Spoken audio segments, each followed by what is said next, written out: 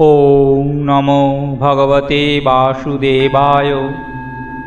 স্বামী প্রজ্ঞাদাস কাঠিয়া বাবাজি রচিত গীতা চিরন্তন থেকে সপ্তম অধ্যায় জ্ঞান বিজ্ঞান যোগের পরবর্তী অংশ।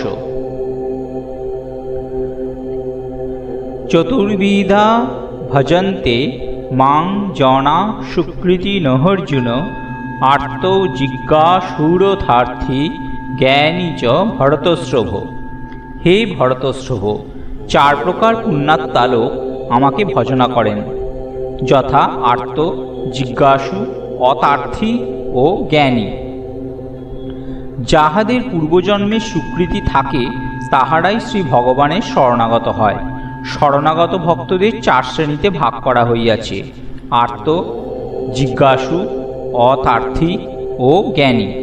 ইহাদের সকলেরই বিশেষণ দেওয়া হইয়াছে। সুকৃতিপরায়ণ। সুকৃতিপরায়ণ না হইলে কাহারও মন শ্রী ভগবানের দিকে যাইতে চায় না। বিপদে পড়িয়া সকলেই শ্রী ভগবানের শরণাপন্ন হয় না। কেহ চুরি ডাকাতি রূপ অসৎ উপায় অবলম্বন করিয়া ফেলে। ভক্ত বিপদে পড়িলে শ্রী ভগবানের চরণে শরণ গ্রহণ করে। ভরা সভায় সকলে যখন দ্রৌপদীকে অপমান করিতেছিল, তখন সভায় উপস্থিত কেহই তাহার সাহায্যে অগ্রসর হইয়া আসে নাই। তখন দ্রৌপদী কাতর চিত্তে শ্রী ভগবানের চরণে প্রার্থনা জানাইতে থাকেন। দ্রৌপদী খুব আর্ত হইয়া পড়িয়াছিলেন। এইভাবে বিপদে পড়িয়া যাহারা শ্রী ভগবানের শরণ গ্রহণ করে, শ্রী ভগবান তাহাদের ত্যাগ করেন না। কিন্তু যাহারা অভ্যস্ত, তাহাদেরই শুধু চরম বিপদের মুহূর্তে, যেমন মৃত্যুর সময় শ্রী ভগবানের কথা মনে আসে। কিন্তু যাহারা অভ্যস্ত নয়, তাহারা সংকটের সময় শ্রী ভগবানকে ভুলিয়া যায়। শ্রীরামচন্দ্র বলিয়াছেন, কেহ যদি সারা জীবনে একবারও আমার নিকট আসিয়া বলেন, আমি আপনার শরণ লইলাম, আমি তাহাকে ত্যাগ করি না, ইহাই আমার ব্রত। কেহ বিপদে পড়িয়া দিশেহারা হইয়া আত্মহত্যা করিয়া লয়, কেহ বা শ্রী গুরুদেবের নিকট দৌড়াইয়া চলিয়া আসে। যাহারা সুকৃতিপরায়ণ, অর্থাৎ পূর্বে যাহাদের শুভকর্ম করা আছে, তাহারাই বিপদের সময় শ্রী গুরুদেব বা শ্রী ভগবানের চরণে কাতরভাবে পড়িয়া থাকে। শিশু যেমন মা মারিলেও মাকে ছাড়িয়া যায় না, ভক্তের শ্রী ভগবান বা শ্রী গুরুদেবই সব। দ্রৌপদী আর্ত ভক্তের উদাহরণ। ইন্দ্রের রোষের মুখে পড়িয়া ব্রজবাসীগণ যখন কাতরভাবে শ্রীকৃষ্ণের শরণাপন্ন হইয়াছিলেন, তখন তাহারাও আর্ত ছিলেন। যাহারা মুক্তি কামনায় আত্মজ্ঞানের অন্বেষণ করেন, তাহারা জিজ্ঞাসু ভক্ত। রাজা মুচকুন্দ সুদীর্ঘকাল দেবতার রক্ষা সাধন করিয়া ক্লান্ত হইয়া নিদ্রিত ছিলেন। পরে কালযমন কর্তৃক তাহার নিদ্রাভঙ্গ হইলে কালযমন ভস্ম হইয়া যান এবং মুচকুন্দ সম্মুখে শ্রী ভগবানকে দেখিতে পান এবং তাহার নিকট হইতে মুক্তিলাভের উপায় জানিতে চান। তিনি জিজ্ঞাসু। অর্জুনও জিজ্ঞাসু, জনক রাজাও জিজ্ঞাসু। ইহারা সকলেই জিজ্ঞাসু হইলেও তার্কিক নন, সকলেই ভক্ত। ধ্রুব অথার্থী ভক্তের উদাহরণ। সুগ্রীব অথার্থী ভক্ত। ধ্রুব পিতার সিংহাসনে বসিবার জন্য শ্রী ভগবানের আরাধনা করিয়াছিলেন। ব্রজগোপিকাগণ হনুমানজি জ্ঞানী ভক্তের উদাহরণ। জ্ঞানী ভক্ত শ্রী ভগবানকে লাভ করিয়া তাহাকে ভালোবাসেন। তিনি শ্রী ভগবানের কাছে কিছু চাইতে সংকোচ করেন। তিনি শ্রী ভগবানের চরণ ধরিয়া পড়িয়া থাকিতেই ভালোবাসেন। তিনিই মনের ঊর্ধ্বে উঠিয়াছেন। আর্ত ভক্ত বিপদের সময় শ্রী ভগবানকে ডাকেন। অথার্থী ভক্ত কিছু পাইবার জন্য ভগবানকে ডাকেন। জিজ্ঞাসু জিজ্ঞাসা স্তরেই আছেন। জ্ঞানী ভক্তের বিপদবোধ নাই, কিছু চাওয়ারও নাই, কোনো জানারও অবশেষ নাই। তিনি ভগবানকে পাইয়া ভগবৎময় হইয়া গিয়াছেন। আর্ত ভক্ত বিপদের সময় একান্ত মনে শ্রী ভগবানকে ডাকিয়া তাহার প্রত্যক্ষ কৃপা লাভ করিয়া শ্রী ভগবান সম্পর্কে জিজ্ঞাসু হন। অথার্থী ভক্তও তাহার প্রার্থনার ফল পাইয়া ভগবান সম্পর্কে জিজ্ঞাসু হন। তাই আর্ত ও অথার্থী ভক্তের মাঝে জিজ্ঞাসু ভক্তের স্থান রাখা হইয়াছে। এইভাবে সকলেই ধীরে ধীরে জ্ঞানী ভক্তের পর্যায়ে উন্নীত হন। তেষাং জ্ঞানী নিত্যযুক্ত এক ভক্তি বিশিষ্যতে প্রিয় হি জ্ঞানীনঃ পুত্রঃ মহং স চ মম প্রিয়। তাহাদের মধ্যে নিত্যযুক্ত একমাত্র আমাতে ভক্তিযুক্ত জ্ঞানী শ্রেষ্ঠ। আমি জ্ঞানী ব্যক্তির অতিশয় প্রিয় এবং আমারও তিনি প্রিয়। এই চারি প্রকারের ভক্তের মধ্যে জ্ঞানী ভক্তই শ্রেষ্ঠ, কারণ জ্ঞানী ভক্ত এক ভক্তিনিষ্ঠ এবং নিত্যযুক্ত। জ্ঞানী ভক্ত শ্রী ভগবানের কাছে কিছু চান না, তাই তিনি শ্রী ভগবানের অত্যন্ত প্রিয় হন। তিনি শুধু শ্রী ভগবানের চরণে সম্পূর্ণ সমর্পণ করিয়া দিতে পারিলেই সন্তুষ্ট থাকেন। তিনি একটা মুহূর্ত শ্রী ভগবানকে ছাড়া থাকিতে পারেন না। ভগবান ছাড়া তাহার কোনো কিছুই ভালো লাগে না। বিষয় আশয় তাহার কাছে বিষ বলিয়া মনে হয়। কোনো কিছুই তাহাদের চিত্ত বিক্ষেপের কারণ হয় না। তাহার দ্বারা শ্রী ভগবান যাহা করাইবার তাহা করাইয়া লইতে থাকেন। তিনি তন্ময়ভাবে শ্রী ভগবানের মধ্যে বিরাজ করিতে থাকেন। কেহ তাহাকে ত্রিভুবনের রাজলক্ষ্মী প্রদান করিলেও তাহার ভগবৎ প্রেমোৎময়তা বাধাপ্রাপ্ত হয় না। সাধনার দ্বারা অভ্যস্ত স্থায়ী ভূমিপ্রাপ্ত এই ভক্ত হৃদয়কে শ্রীহরি ক্ষণকালের জন্য ত্যাগ করেন না। ক্ষুধা পিপাসা, নিদ্রা, মৃত্যু, নিন্দা, অপমান, রোগ কোনো কিছুতেই তাহার হরিপ্রেম তন্ময়তা নষ্ট হইবার নয়। ইনিই জ্ঞানী ভক্ত। উদারাঃ সর্ব এবৈতে জ্ঞানী তত্ত্বৈব মে মতম অস্থিত স হি যুক্তাত্মা মামেবানুত্তমাং গতিম। ইহারা সকলেই উদার মহাত্মা, কিন্তু জ্ঞানী পুরুষ আমার আত্মস্বরূপ, এইরূপ আমার মত। যেহেতু মদগত চিত্ত সেই পুরুষ সর্বোৎকৃষ্ট গতিরূপ আমাকেই আশ্রয় করিয়া থাকে। জ্ঞানী ভক্তকে শ্রী ভগবান তাহার নিজের আত্মা বলিলেন। ইহা সমস্ত কথার শেষ কথা। ইহা সব সাধনার শেষ শ্রেষ্ঠ পুরস্কার। কারণ জ্ঞানী ভক্ত সর্বোৎকৃষ্ট গতি শ্রী ভগবানকে নিজের আত্মারূপে পাইয়াছেন। জন্ম জন্মান্তরে তাহার ভ্রমণ শেষ হইয়াছে। তিনি পরম প্রেমকে পাইয়া কৃতকৃত্য হইয়াছেন।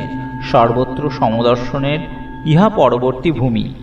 নারদীয় ভক্তিপ্রেম কাঠিয়া বাবার সাধনার এই পঞ্চভূমির বর্ণনা করিয়া পরবর্তী দুইটি ভূমি সম্বন্ধে আর কিছু বলেননি। তিনি বলিয়াছেন, এই ভক্তির পরবর্তী কথা মুখে বলা যায় না। ইহা সাধন সাপেক্ষও নয়, ইহা আপনা আপনিই লাভ হয়।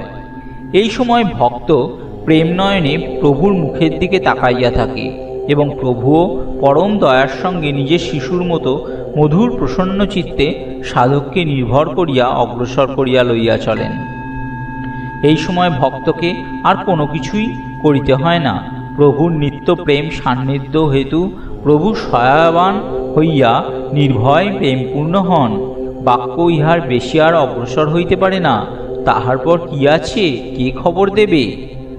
শ্রী শ্রী কাঠিয়া বাবাজি কর্তৃক প্রকাশিত সাধনার 5টি ভূমি হইল গুরুতীর্থে অনুরাগ, বিষয় বিষ করমান, ये जन पहला भूमिका प्रमाण, हम में कौन और जगत में कौन, सदा इसका ध्यान, ये जानू दूसरा भूमिका प्रमाण। हम में और जगत में एक ही ब्रह्म बसता है, सभी उसका कारण, ये जान तीसरा भूमिका प्रमाण। सर्वत्र समदर्शन अखंड संतोष, चौथा भूमिका प्रमाण। नारदीय भक्तिप्रेम पंच भूमिका प्रमाण। এই সমস্ত ভূমিপ্রাপ্ত পুরুষের জ্ঞান কোনোটি শোনা বা বই পড়া ক্ষণস্থায়ী জ্ঞান নয়, প্রত্যেকটি সাধনালব্ধ স্থায়ী অনুভূতি। বাকি দুইটির ভূমির কোনো খবর নাই। বহুনাং জন্ম নামান্তে জ্ঞানবান মাং প্রপদ্যতে, বাসুদেব সর্বমিতি স মহাত্মা সুদুর্লভ। বহু জন্মের পরে সমস্ত জগৎই আমার স্বরূপ ইহা জ্ঞাত হইয়া আমাকে লাভ করেন, সেই মহাত্মা অতিশয় দুর্লভ। এই শেষ ভূমি লাভ এক জন্মের সাধনায় লব্ধ হয় না। জন্ম জন্ম ধরিয়া সাধনা করিতে করিতে সাধক শেষ জন্মে এই ভূমি লাভ করেন। বহির্জগতে অনেকের সাধনার খ্যাতি প্রচারিত হইতে পারে, কিন্তু তাহা দেখিয়া ভেতরের খবর পাওয়া যায় না। বাসুদেবী সব হইয়াছেন, এইরূপ অনুভূতি সম্পন্ন পুরুষ দুর্লভ। শুধু দুর্লভ নন, শ্রী ভগবানও বলিতেছেন সুদুর্লভ। কামস্থৈস্থৈ হৃতজ্ঞানা প্রপদ্যন্তে হন্য দেবতা তং তং নিয়মাসমস্থায় প্রকৃতঃ নিয়তাশয়া। স্বকীয় প্রকৃতির দ্বারা প্রেরিত হইয়া সেই কামনার দ্বারা জ্ঞানভ্রষ্ট হইয়া ব্যক্তিগণ সেই নিয়ম অবলম্বন করিয়া অন্য দেবতাগণকে পুজো করে। সাধনার শেষ পর্যায়ের সংকেত দিয়া সাধনার শুরুতে অগ্রগতি কিভাবে স্তব্ধ হইয়া এক জায়গায় আবর্তিত হইতে থাকে তাহার বর্ণনা করিতে শ্রী ভগবান আমাদের সাবধান করিতে চাহিতেছেন। শ্রী ভগবানকে ছাড়িয়া কামনার বশে যাইলে মহা সমস্যায় পড়িতে হয়। মায়া সর্বদা প্রস্তুত হইয়াই আছে, সে নানা রূপ ধারণ করিতে পারে। কাহারও মনে একটি গাড়ি কিনিবার কামনা জাগিল, তাহার জন্য সে কোনো দেবতার পূজা মানত প্রভৃতি করিল এবং সেই ফলও লাভ করিল, তাহার একটি গাড়ি হইল।